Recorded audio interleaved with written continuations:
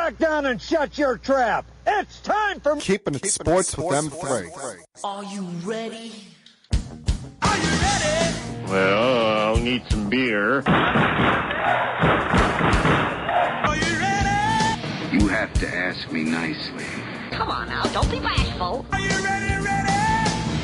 Are you ready for Place for the best sports talk and news surrounding each league. I can prove it with my usual flawless logic. Hey man, this time we're gonna do it my way.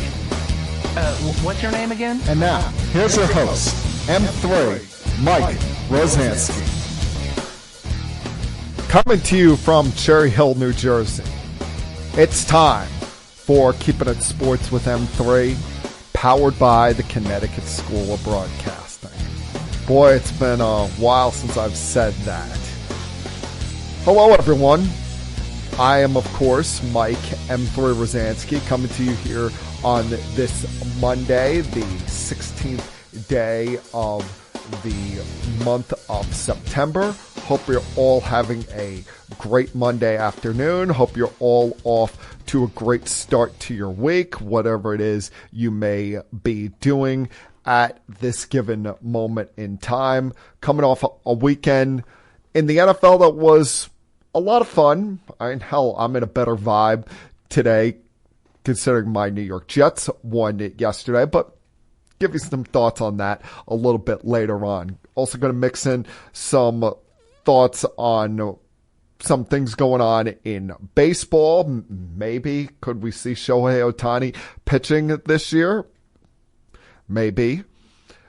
Also some thoughts on the Gerrit Cole situation over the weekend that did not make yours truly very happy when I initially saw it. Give you a lot of opinion on that. A lot of football to talk about today. But sometimes football, in the case of things going on the field for the NFL, are not the most important thing. Sometimes the action that we see from these athletes on any given Sunday, Monday night, Thursday night, whatever it may be, is not the most important thing to talk about when it comes to these, what we like to view as gladiators, because you have to have a huge set of you-know-what to go out there and play that sport. You're putting your body, hell, we've seen it in some cases, like the case of Damar Hamlin. You're putting your life on the line when you go out there in some cases, because sometimes we don't know what's going on inside our body on any given day, and it can lead to some disastrous things for some of these players. And while I would have liked to have sat here and just talked to you about the game on Thursday night between the Bills and the Dolphins, and how the Bills, without Stephon Diggs, look like a team that can still contend for a Super Bowl. Hell, Josh Allen, we may see his best season yet. The fact that he's not going to be solely focused on one weapon on the field. Unfortunately, despite what all Bill fans wish could be the number one topic today, wish could be the number one thought on anyone's mind when it comes to that game, we can't lead off there. We have to talk about, once again, whether you want to call it a heartbreaking moment, a disastrous moment, just a moment that watching it live makes you stop, makes you realize how short life is and short in general these players' careers are. And that's when, once again, Tua Tagovailoa took a hit in the early stages of the fourth quarter that knocked him out of this game, or took a hit in the middle of the third quarter that knocked him out of this game. and once again has him in concussion protocol, once again has us questioning his future, once again has us looking at Tua and saying, is this game safe enough for him to play? You're never going to make the sport 100% safe for everyone. Otherwise, it would be two-hand touch, or it would be flag football, which I think a lot of fans have feared with some of these rules that they have put in place, the sport eventually becoming. But I don't know, despite how avid any Bill fan may be, or if you hate the Dolphins, if you're a Patriots or Jets or Bills fan, whatever the reason may be, or if you disliked Tua Tagovailoa when he was in college because he played for Alabama, that was one of those moments that just made everyone stop and fear for this kid's livelihood, fear for this kid's future. Now, he's not going to go broke. He's not going to be one of these athletes where you're worried that, oh, he's not going to be able to feed his family, because he got his long-term deal. He got his money during the offseason, over $100 million of it guaranteed. But after witnessing what we saw from Tua Tagovailoa, we really have to question if he should ever play this sport again. I know that, and I'm not privy to be a parent here, never have been one. We'll see if I am in the future. But if I'm Tua's parents, whether it's his mom or dad, you really have to sit this kid down and have a long, hard talk with him, because he's only in his 20s. Yes, he's 4 years into his career. Yes, he's old enough as an adult to make his own decisions. But I don't know how, as a parent, you can feel comfortable not having that conversation about telling him to hang it up, about telling him to just call it a career, retire. Because we're talking about someone, it's not like this is his first concussion. It's not like, oh, it's the first time he's gotten hit, gotten his bell rung, and maybe he can overcome it. Maybe he can supersede all of these problems and come back later this season or next year. The reason we're talking about so much uncertainty surrounding this kid's career now is because we're talking about him having at least 4 concussions that we know of in the last 5 years. He had a concussion in his final year playing for Alabama in 2019. And then we remember what happened back in 2022 and how this was a story that seemingly dominated half of the NFL season. When early in the 2022 season, he took a hit to the back of the head in a game, ironically, against the Buffalo Bills. The Dolphins tried to claim it was just a back injury and allowed him to return to the game after a brief time away.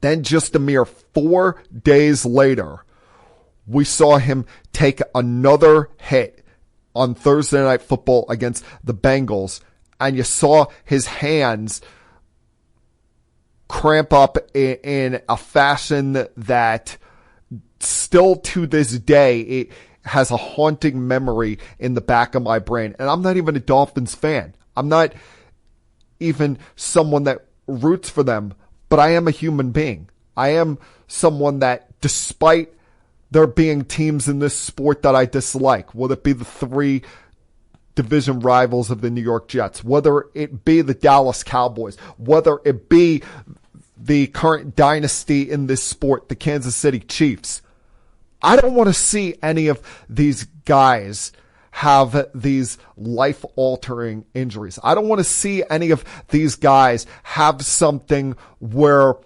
10 years from now, we're seeing a special done on them on SportsCenter, and they don't know who the hell they are.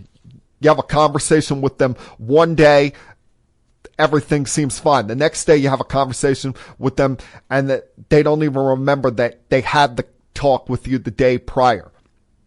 I always think about, when it comes to these guys that have had multiple concussions, what happened with Jim McMahon, the old quarterback from the Chicago Bears, and how at 65 years old, he doesn't remember his day-to-day activities. He has such bad CTE, such bad brain damage, that they even have to put a tracking device on his car so that his family knows where he is at all times. I don't want to see that happen to somebody else. I don't want to see Tua Tagovailoa where he's having a messed up life for the rest of it. He's still so young in this thing, what we call life. He's 25 years old at the most? There's got to be a serious talk with him, and not with extended family members, because as we know with all of these athletes, they always have that hanger-on relative, whether it's an uncle or cousin, somebody in their life that is that, yeah, everything's good, everything's great, the pat you on the back guy that only is looking out for their well-being, only looking out for their cut of the pie as far as his financial future is concerned. His financial future is locked down with that contract he got from the Dolphins. He's going to be okay. What I'm more so concerned about is his long-term health here. And if you're his family, if you're the Miami Dolphins, hell, if you're the NFL, and we know the NFL is very reactionary. They're not progressive in their actions. They only react when something happens that can cost them money, something happens that leads to them having a lot of bad publicity, a lot of bad looks brought upon them, and that is going to cost them a lot of money in lawsuits. That's why they denied the CTE and concussion problems for so long.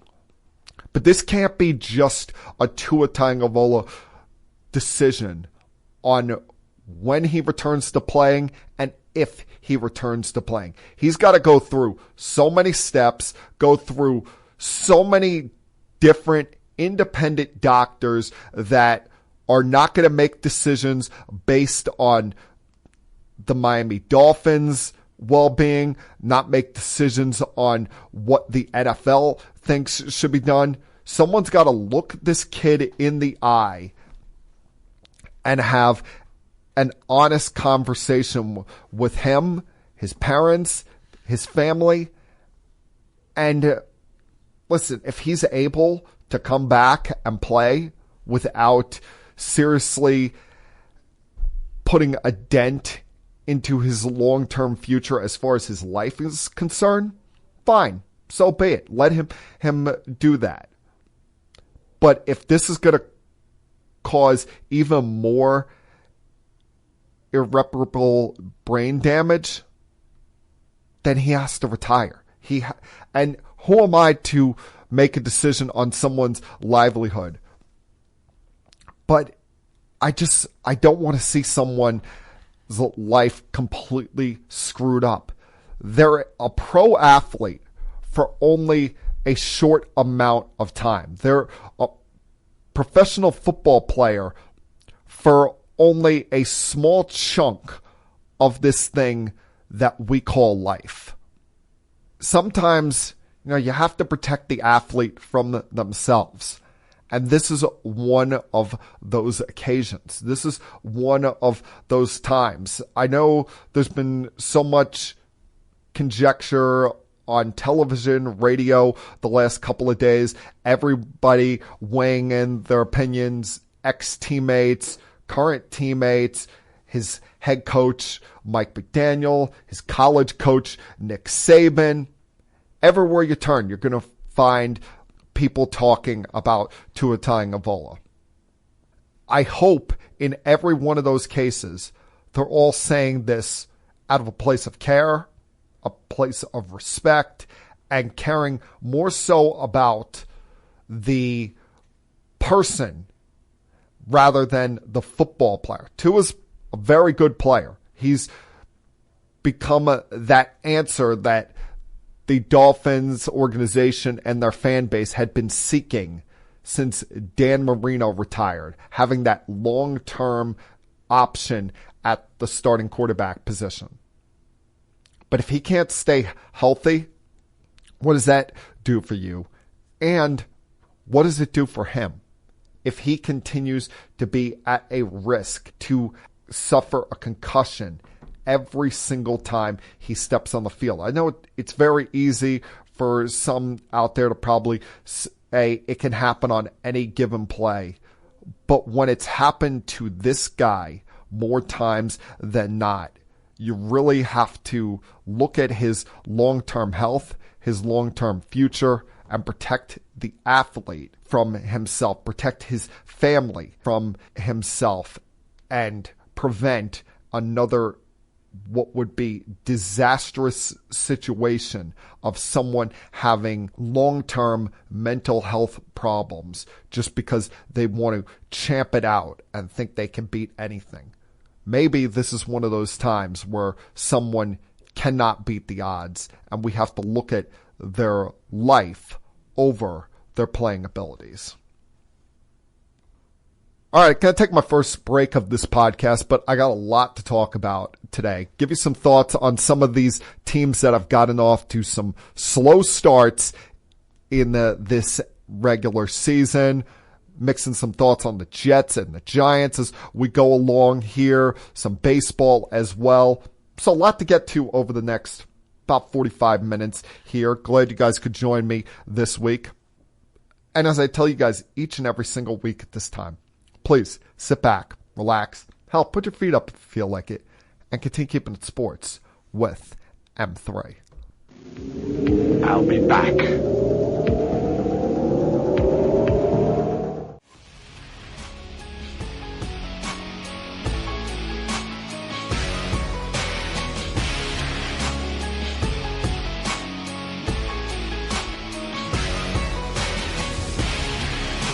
Well, some things never change.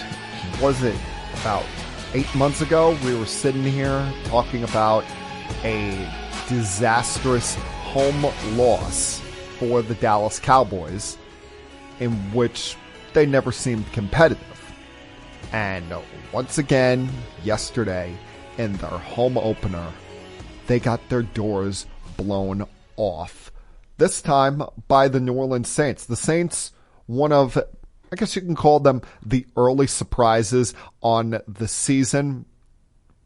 Really did not know what to expect out of this team coming into this year after what was a poor year one for Derek Carr in a Saints uniform. But that was the Alvin Kamara show yesterday, and he seems to have some kind of a problem with Mike Zimmer because the last two times he's faced Mike Zimmer's defense, he's had a combined 10 touchdowns. Back in 2020, he had a record 6 touchdowns in one game. Yesterday, he had 3 rushing touchdowns and a receiving touchdown, one that he might still be running on. And the Cowboys, every time it looked like they were going to take 1 step forward, they continued to take 2 steps back, especially what really decided the game for me and said, oh, this game is over, was the interception before halftime that Dak threw to. At that point, the game was still a 28-13 game with a half to go, down by 2 touchdowns, with how quick teams can score in this league, you're thinking, oh, no sweat. They can come back in this. But the problem with the Dallas Cowboys is that they are the NFL's version of a bully. They are that team that you punch them in the mouth and they're just going to cave in completely. They don't have a counter answer for when a team comes out strong against them. They're great when having a lead, but if you get physical with them and you start pushing them around at the line of scrimmage, that's when you have them. That's when you have them backing off and thinking about hopeful better days to come, at least for their fan base. So this was just another sign. I know Jerry Jones tried to play this off after the game and say, oh, it's just one game, it's early on, and yada, yada, yada. Tried to give you the positive spin on things during his post-game media scrum. But you want to beat the Dallas Cowboys. You want to have success against them in the playoffs. You got to be physical with them. Push them around and try to enforce your will, enforce some toughness against them, and they will cave each and every single time. Now, like I said, it's very early in this season. It's very early to make a definitive thought or comment about anyone because we're 2 games into the regular season. You have currently, as we sit without Monday Night Football being played yet, as I'm recording this, 8 teams that are 2-0. Meanwhile, you have 9 teams that are 0-2. And while you can't win anything in the month of September, you can't lock down a division, despite the fact that the Houston Texans became last night the first team since the 2007 New England Patriots to start off the season 2-0 while everyone else in their division is 0-2. There's still a long way to go here. There's still a lot of things that can and probably will happen to decide future outcomes in this season. But getting off to an 0-2 start has been very damning for teams in recent years, especially since we started this 14-team expanded playoff. Since 2020, 32 teams have started the season 0-2. Of those 32 teams, only 2 of them have made the playoffs, and just 5 of them have had winning seasons. And while you don't want to sound the alarm, you don't want to officially declare anyone's season over, unless it's the Carolina Panthers, who don't seem to know that the 2024 season did actually begin and have got their doors blown off in their first 2 games. There is reason to be concerned about some of these teams. Will it be the Jacksonville Jaguars, who look like a completely different offense without Calvin Ridley, and were unable to take advantage of the ineptitudes of the Cleveland Browns yesterday during their home opener down in Jacksonville? But the teams that I am, should we say, somewhat concerned about right now are the Baltimore Ravens, the Los Angeles Rams, and the Cincinnati Bengals. The Ravens had as horrible a loss as you're going to have yesterday. I think of these 3 teams, their loss was probably the worst. Considering they're at home, you had control of the game, and you got away from what you do best. Because you brought in Derrick Henry, who has been the best running back of this generation and has showed that he's still got some tread in those tires, and you're not using him. You had a 23-13 lead early in the fourth quarter, and you only gave Derrick Henry the ball one time in the fourth quarter, after prior to that, he was averaging 5 yards a carry heading into that fourth quarter. He was showing no signs of wear and tear in this game. But that they got pass happy with Lamar Jackson. He got away from what makes him such a great athlete. You could argue that the turnaround in this game was the interception that he threw early in the third quarter, because they had just stopped the Raiders on fourth down at their 25-yard line. You're up by 10, thinking, all right, this is the put away moment. There's no way Gardner Minshew and this crew are going to come back. They're going to look to win the battle another day and prepare for their trip 3,000 miles back to the West Coast.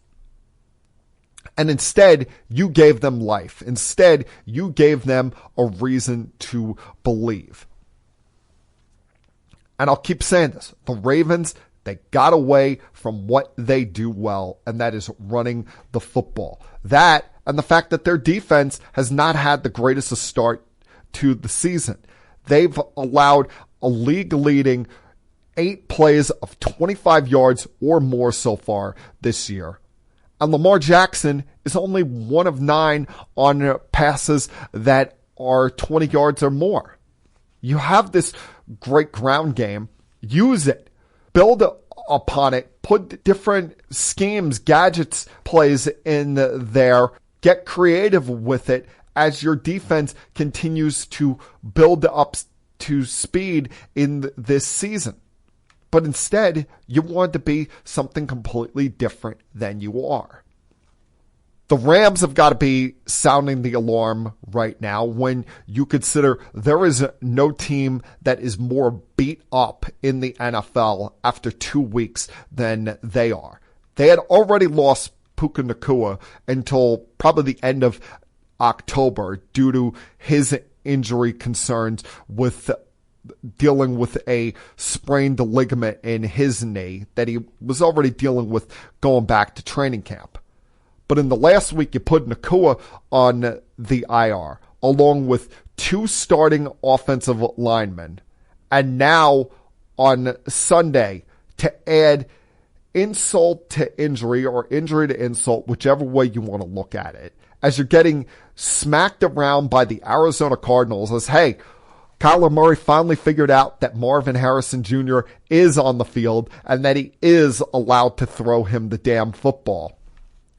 While this is all going on, and Sean McVay is making some questionable decision-making as far as when to go for it on fourth down and when not to go for it on fourth down, you lose Cooper Kupp to an injury in the second quarter, an ankle injury that we still don't know the severity of. And if he misses some time, what do you have left on that offense?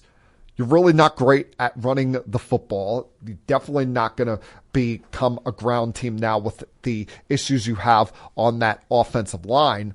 And now without Nacua, with potentially out Cooper Kupp, that could become a extremely tall task for this team to deal with. And now you're going to Santa Clara to play the 49ers, who are probably pissed off after the way they performed against Sam Darnold and the Vikings yesterday, letting Darnold and Jefferson have a field day against them and not able to capitalize off the momentum that they got from Jordan Mason in last Monday night's beatdown over my Jets. This could become, in very short order, a very long year for the Los Angeles Rams. Sometimes that happens to these teams that we project to be pretty good, project to be playoff teams. Every year there's one of those teams, whether it's injuries, whether it's bad coaching situation, whatever you want to throw in there. something just does not click. Something does not go right. And that's what it's looking like so far for the Los Angeles Rams. And if they don't watch out, the Cincinnati Bengals could become right there along with them. Now, it's easy to say that, the Bengals lost to the Chiefs yesterday. The Chiefs, the reigning defending two-time Super Bowl champions. It happens to anybody and has been happening to anybody for the last several years now. That's why they continue to be the team to beat. But look at the Bengals right now. There's several problems that I have with them. Or mainly just two. One, they're an undisciplined bunch because they had that game yesterday. They had that game in the palm of their hands to go into Kansas City and pull off this victory. Especially when you have an off day like that from Patrick Mahomes, throwing 2 interceptions, really 3, but one got called back due to a penalty. But that was the Bengals' problem. Every time they had momentum going their way, they'd kill themselves with a penalty, whether it be the interception by Turner that got called back due to illegal contact with holding against Travis Kelce. Or 2 plays later, you get the interception by Taylor Britt going up against Worthy, but still, you're not able to take full command of this and put touchdowns on the board. They kept having to settle for field goals. And the 2 big moments that I thought really decided the fate for the Bengals, even when they had the 25-23 lead in the fourth quarter. One, you saw the off the field problems for Jamar Chase start to emotionally affect him, start to get to him as far as his on the field play, because normally he's not that type of guy that is going to continue to carry on these altercations where the ref tells him knock it off, and usually he'll let cooler heads prevail. But instead, he kept going back at McDuffie, kept going back at the referee, and the referee was not going to let him embarrass him like that, threw the flag for an unsportsmanlike conduct penalty, and it hurt the Bengals because, look at it, that play should have been 3rd and 7. The penalty pushes them back to a 3rd and 22. On 3rd and 7, you get at least 5 yards on that play. You're at least thinking about going for it on 4th down. And instead, you were very lucky that you were able to come away with even a field goal on that possession. You add to it, Burrow had the sack early in the fourth quarter in which he fumbled the football back to the Chiefs that was recovered by Connor and taken back to the house for a touchdown. And that kept the Chiefs alive. That kept the Chiefs from potentially falling into a deeper hole there. Now, they're down at that point by 3 points. You're looking at, maybe if we score a touchdown here, maybe we can start to take command of this game. Maybe we can start to really feel like we're going to lock this in. But it was 2 sacks on Burrow in that fourth quarter that really changed this game, really took away the Bengals' chances of putting that knife in the Chiefs and coming away the victors in this point of this rivalry. A rivalry that has gotten very chippy over the last couple of years. I know a lot of people disagree with this. I still personally believe that that was not a pass interference penalty, that Dejon Anthony was there in time against Rashid Rice, and that was not even a catchable ball for Rice because He's airborne at that point. Yes, it was contact from behind, but it looked like it was going off of Rashid Rice's fingertips. But you're in Kansas City. The Chiefs are going to get every call. They seem to have the Taylor Swift magic continuing to run through them. And they were able to come away the victors on Sunday. But the Bengals have got to answer this Jamar Chase problem. You can't continue to have this lingering over your team with him seeking a contract extension and them not giving it to him, especially after you saw all the star wide receivers and several of his fellow 2021 draft classmates getting paid this offseason. Because it shines a brighter light on the Bengals, the fact that they've always been viewed as one of the cheapest organizations in the NFL.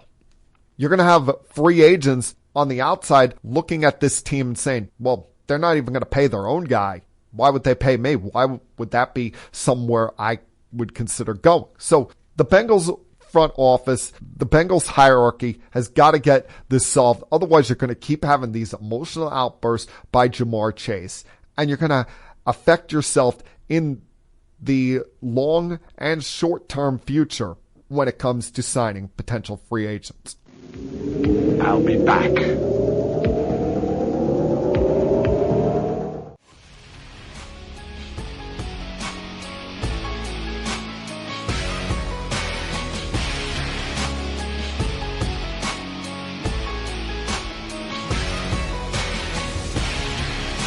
Some guys just have the worst luck in the world. There are some professional athletes in the sports world that we see immense talent from them. We see the potential for immense greatness from them, but they're never able to fully display that greatness, never able to fully show the world what they're capable of. We get small little chunks of it, small little moments where we're saying, wow, this guy is amazing to watch and has a lot of ability. But unfortunately, like so many athletes before them, their body will not hold up for the rigors and the wear and tear that happens in their sport. And we're seeing another immensely talented athlete go through that right now, that being Dodgers right-hander Tyler Glasnow. Glasnow, who has been on the IL since August 11th with elbow tendonitis, and looked like he was getting ready to return to the Dodgers after what they were hoping would be his final rehab session. He was going to throw kind of a simulated game over the weekend at Trust Field where they were playing the Atlanta Braves. But as he was throwing, started to feel something in his elbow once again. And now they are shutting him down for likely the season with a sprained right elbow. And this comes at a time where the Dodgers pitching staff is in complete disarray. You look at it, they should be very fortunate they were able to get Jack Flaherty from the Tigers at the trade deadline, because up till last week, you were without Yoshinobu Yamamoto for the last 3 months due to a shoulder issue. You've got Clayton Kershaw, who's made, all of about 6 starts this year, on the IL with bone spurs in his big left toe, and there's no timetable for his return. The youngster Gavin Stone is on the IL with shoulder problems, and there are only 2 other remaining consistent starters as far as consistently taking the ball are Walker Buehler and Bobby Miller, and both of those guys have struggled in the second half of this season. And while we've watched this immensely great season from Shohei Ohtani, historic, he's going to be the first player ever to hit 50 home runs and steal 50 bases in one season. Truly remarkable. Even though he is a DH and doesn't take the field defensively, it's still an insanely great season. But it's not like the Dodgers have completely run away with things. They have 13 games left to go. They're still chasing the Phillies for the best record in the National League. The Milwaukee Brewers, believe it or not, are only 2 games behind them for the 2 spot in the National League playoffs. And remember, in the postseason, the 1 and 2 seed in each league get a first round bye, while the third division winner is involved in the wild card playoffs with the 3 wild card teams. And they're not even completely in the clear as far as avoiding the wild card, because they got a game tonight in Atlanta with the Braves to finish up their 4-game set with them. Then they've got 12 more games, including 3 against the Padres, who the Padres are only 3.5 games behind them for the National League West title. Yes, the games are in LA, but the Padres have played them tough all year long, have been at times in the past their kryptonite, especially last year eliminating them from the postseason. So this is becoming a very tricky situation for the Los Angeles Dodgers. And I know Dave Roberts left the door open over the weekend, but I would find it hard to believe that Shohei Ohtani is suddenly going to pop back on a mound and pitch for the Dodgers this season. Remember, he hasn't pitched since the middle of last summer after having what we believe to be his second Tommy John surgery. His second time that they've had to repair that right elbow of his since he came to America 7 years ago. You signed this guy to a 10-year, $700 million contract because of what he can both do at the plate and on the mound. You didn't do it just for this 1 year. You did it for hopefully the length of that contract, getting to watch something special, getting to watch the true unicorn of Major League Baseball. I personally think that they're putting this out there, this charade out there, this false hope of him pitching out there as a way to kind of calm down the media forces out there that have been beating the drum on the Francisco Lindor for National League MVP campaign that has been out there. And I understand a lot of the people out there, their reasoning for supporting it, for wanting Lindor to be the National League MVP, especially when you consider as great as Ohtani has been, he's only doing it at the DH spot. He has been having his 4 to 5 at-bats per night, isn't facing the same wear and tear that someone would be going through playing defense. And Francisco Lindor, meanwhile, while Ohtani has had Freddie Freeman, yes, he stepped away for a personal issue, but he's had him for most of the season. Yes, Mookie Betts missed about 6 weeks of game time, but you still have him in that lineup supporting Ohtani. But look at Lindor. What does he have around him? Pete Alonso's had a bad walk.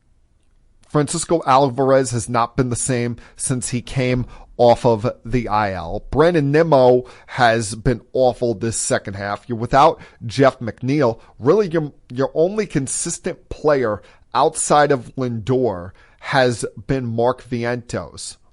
And Francisco Lindor, since May 30th, has put the Mets on his back and dragged them kicking and screaming back into playoff contention. Remember, back then, they were 11 games under, looked like they were about to be a dead team, looked like Citi Field was going to be a ghost town this summer. And instead, he caught fire. The Mets caught fire.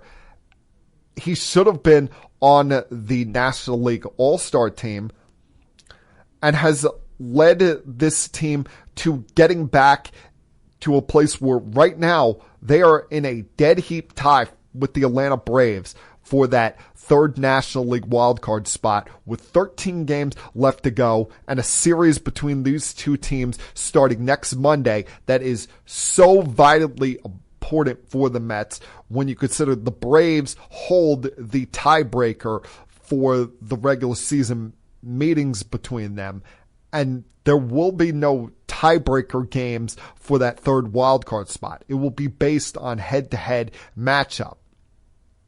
We've seen these last 2 days what the Mets are without Lindor. They fell apart on Saturday, blowing a 4-0 lead early, and then he had to leave the game early yesterday, dealing with more back issues.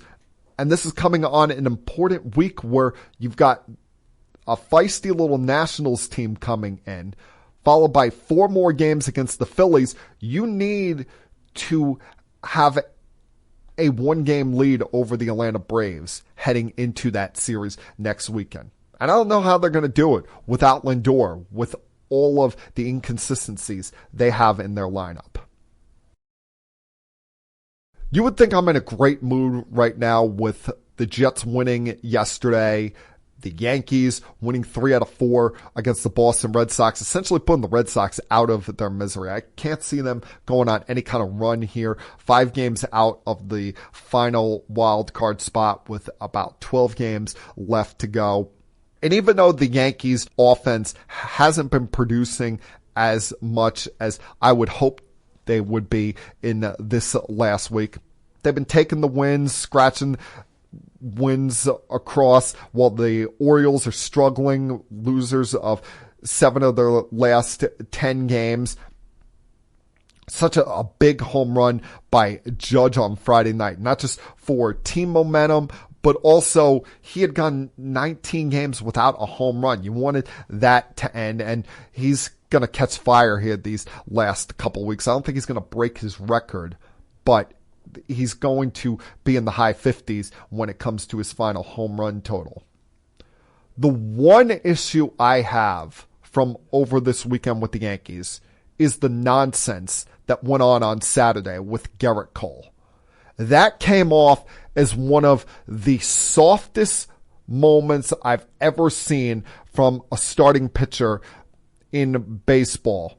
The fact that here we have the reigning, defending American League Cy Young Award winner, and Gerrit Cole is pitching a beautiful game through the first 3 innings of this game. The only base runner he had allowed was hitting Rafael Devers with a pitch in the first inning. And Devers has been Cole's kryptonite over the last several years. He has 8 home runs against him. That's more than anybody else in the big leagues. But Gerrit Cole, who you've always viewed as a tough guy up for any challenge, completely avoided the challenge of facing Rafael Devers on Saturday. Pulled such a wussy punk move, not with hitting him with a pitch, but then in the 4th inning, when he faces him for the second time, you have bases empty. Cole had not given up a hit so far. He throws up 4 fingers and calls for the intentional walk himself. In the time that we've had this rule in place, where they don't have to throw the 4 pitches, you just put up 4 fingers and intentionally walk the batter. Normally we see that from the manager. I have never, unless I've missed something, have never seen the pitcher call for the intentional walk themselves. And he completely unraveled after that. 10 of the next 12 batters reached base, 7 runs scored, and it took away a lot of the momentum and good feelings that had been placed upon the Yankees from that Friday night win that I thankfully got to be there in person for, and to watch that grand slam by Judge. Took away a lot of that feel on Saturday afternoon because Cole pulled the ultimate soft move, kind of stepped down a peg in my view. You're supposed to be the best pitcher in baseball. This is supposed to be a challenge for you, going up against an elite player like this. Yes, he's had your number, but you're just going to completely back down from that? What are you going to do when the Yankees enter the postseason and you're pitching against either the Royals or the Orioles in the first round, and you got to go against either Gunnar Henderson or Bobby Witt Jr.? You're going to back down from those kind of big moments? That was such a soft, wussy kind of move by Gerrit Cole. I was annoyed as all hell watching that on Saturday afternoon.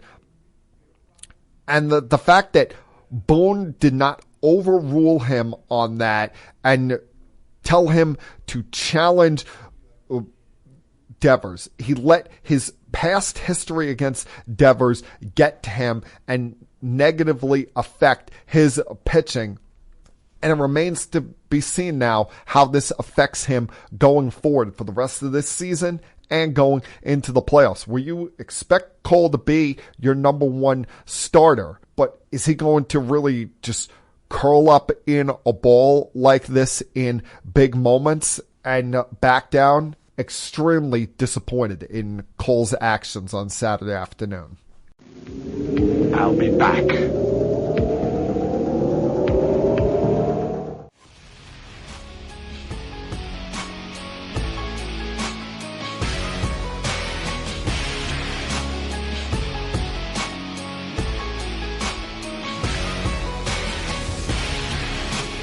Giants head coach Brian Daboll, if he's not careful, is going to be packing his bags very soon.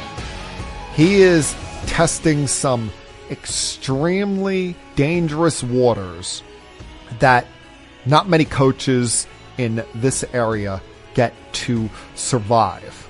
Because I'll give the Giants credit. They played better yesterday in their loss against the Commanders. But you could argue that this game was lost for the Giants on the opening kickoff, when the Giants had known all weekend that Graham Gano was dealing with right leg issues. It was put in the injury report on Friday that he was dealing with a right groin. And on the opening kickoff, he attempts to chase down Austin Eckler on his 98-yard return to stop a touchdown. Now, it would go for a not because it was eventually negated by a penalty. On the play, he unfortunately pulled his right hamstring, was unavailable for the rest of this game for the Giants, and they were left with the uncomfortable decision of, do we put the punter Jamie Gillian in there to kick extra points and field goals, or we just go for it on every fourth down and elect to go for 2-point conversions? Well, they tried to give Gillian the chance. That didn't work out too well in their favor, as he missed his first extra point attempt. And then late in the game, with it tied and the ball in the Washington territory, instead of going for a field goal on 4th and 4, they elect to go for it from the Commanders' 22-yard line. And you could argue that that was a pass that needed to be caught. But still, you're not going for it on 4th and 4 late in that game if you had a competent field goal kicker. If you had someone competent kicking, he's getting feisty with the media. He's getting very testy with them yesterday. They're bringing up good points. You had 2 extra spots open on the roster. You had a kicker who was compromised. Bring in somebody else off the streets, even if it's just for this 1 week, and have them available just in case. Because the Giants are a team that is lacking in talent in certain areas. They need everything covered up, every potential edge to get over the hurdle for a victory. And when you're at that kind of disadvantage, not having your special teams game in check, it's going to lead to bad things happening to you, especially when you got a rather solid game from Daniel Jones. They made a point of emphasis on showing off Malik Neighbors yesterday, and Devin Singletary was very good carrying the rock, although he did have that one fumble that kept the Commanders within striking distance. The problem was beyond just the kicking game, the fact that the Giants' defense once again was atrocious. You could argue they only kept them to field goals. They didn't allow them to get in the end zone. But yet, the Commanders had 7 drives yesterday and scored on every single one of them. And were running the football right down the Giants' throat. That was a game that the Giants should have won. That was a game the Giants would have won if they had competent special teams.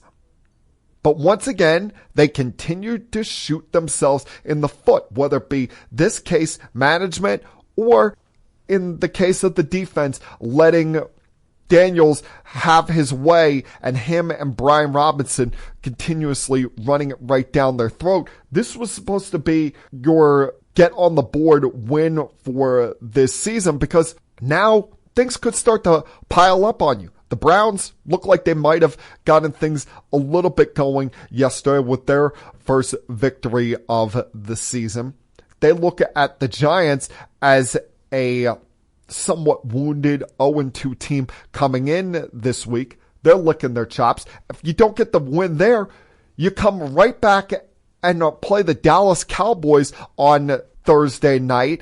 And the Cowboys are coming off of the embarrassment of getting blown out by the Saints yesterday.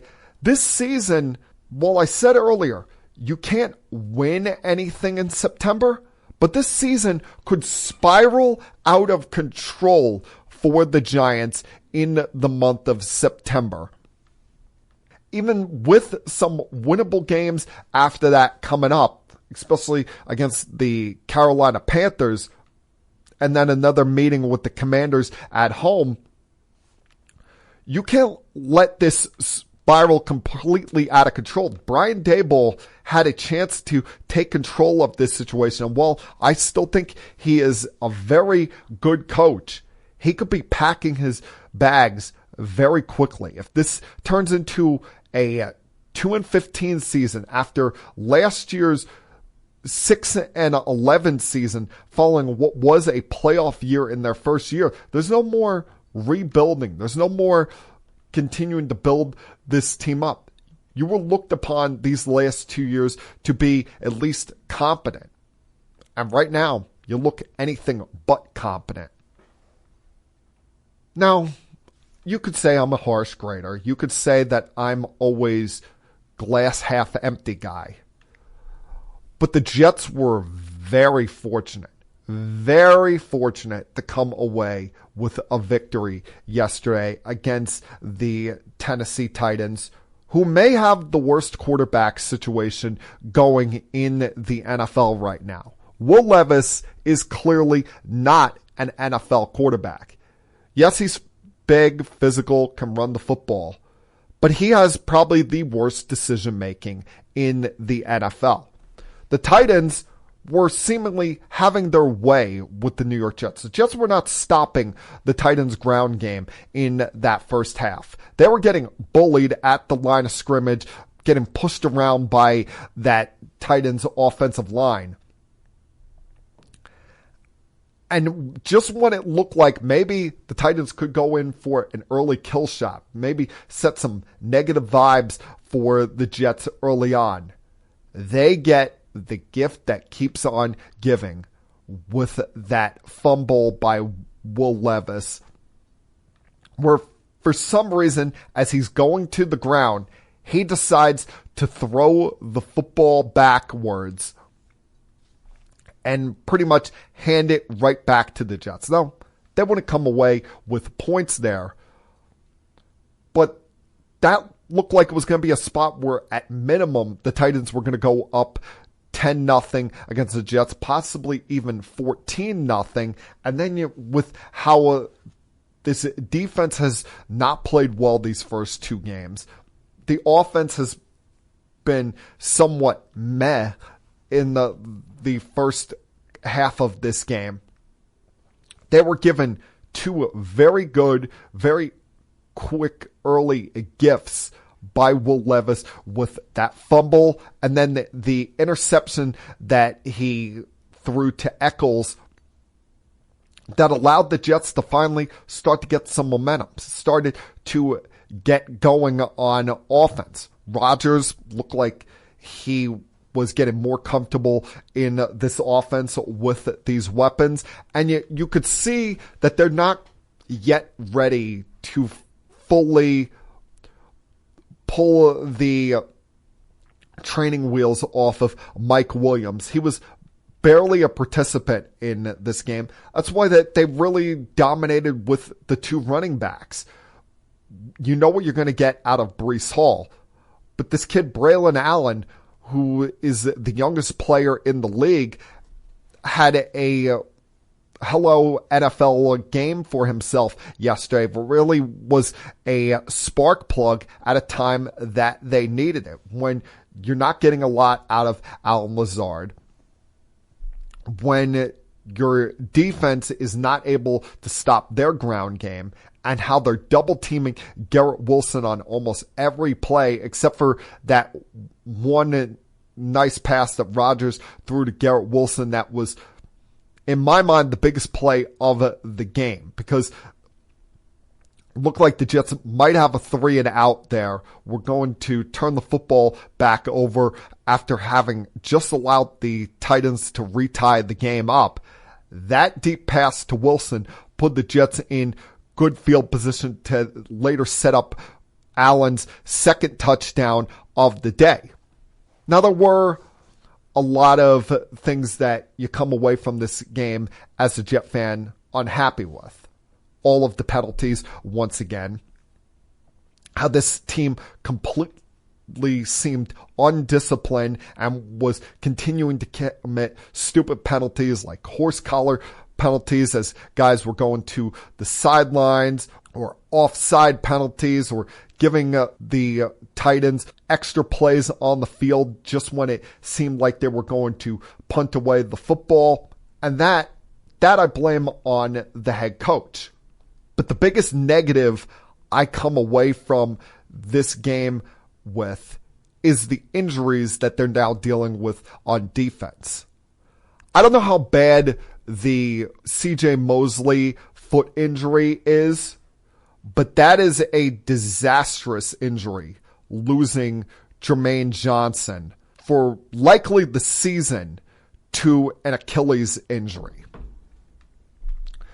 Especially at a time where it doesn't look like Hassan Reddick is ever going to show up. I am extremely doubtful that they're ever going to get this situation worked out. And I think at some point you're going to either tell him to sit at home and pull a Le'Veon Bell all this year or trade him. He may never actually suit up for the New York Jets.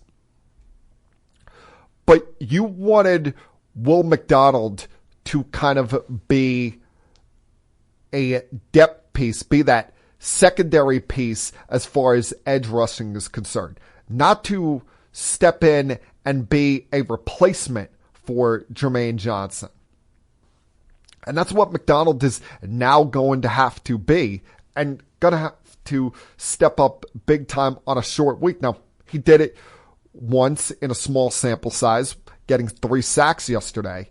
But now you have a division opponent coming in on a short week this week. Your team, while getting a victory, got beat up in the process, still has a lot of questions to answer about this defense. I mean, you could call me Mr. Negative all you want, but I don't feel great about that victory yesterday as a Jet fan. I'm a tough grader with this kind of stuff. Always have been. I'm always sitting there expecting the ceiling to cave in on this franchise. But you hope that at some point this defense gets their head out of their ass when it comes to stopping the run and at least presents some kind of block for the opposition from just running it right up the gut against them.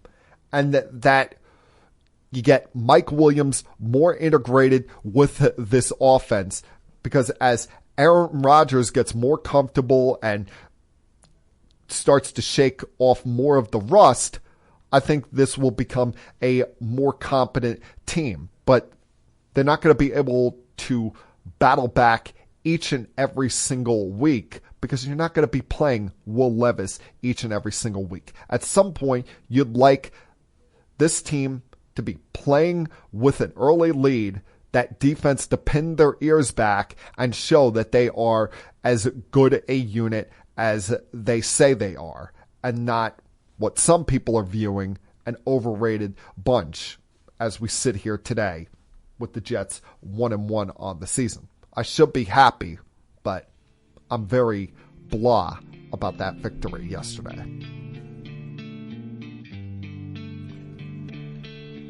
And that, my friends, was Keeping It Sports with M3 for Monday, September 16th, 2024.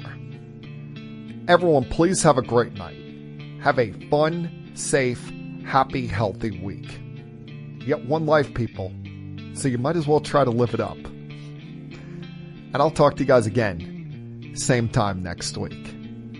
Until then, peace. We have to go. Good night, everybody. I have had enough of you! Thank you for all the fun. Thank you. Hey, shut up, will ya? I don't want to see you, I don't want to hear you, I don't want to smell you. Now leave.